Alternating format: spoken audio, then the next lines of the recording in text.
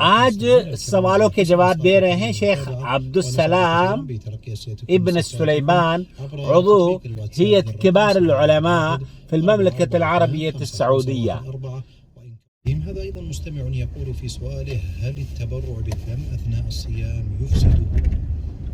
کیا روزے میں خون دینا صدقہ عطیہ روزہ توڑ دیتا ہے؟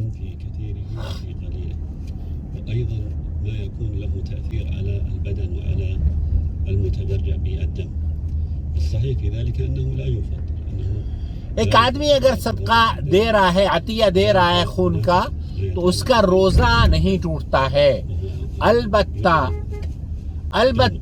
اگر اس سے نقصان پہنچتا ہے تو نقصان کی وجہ سے اسے یہ کام نہیں کرنا چاہیے، اگر اس کی صحت کو مضر یا نقصان دہ ثابت ہو سکتا ہے.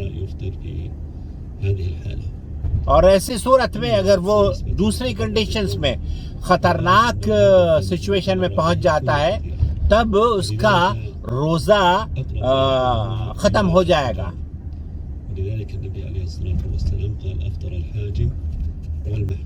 کیونکہ اللہ کے رسول صلی اللہ علیہ وسلم کے حالانکہ بعض علم نے اس حدیث کی صحت پر کلام کیا ہے کہ افطر الحاجم والمحجوم کے حجامہ کرنے اور کرانے والی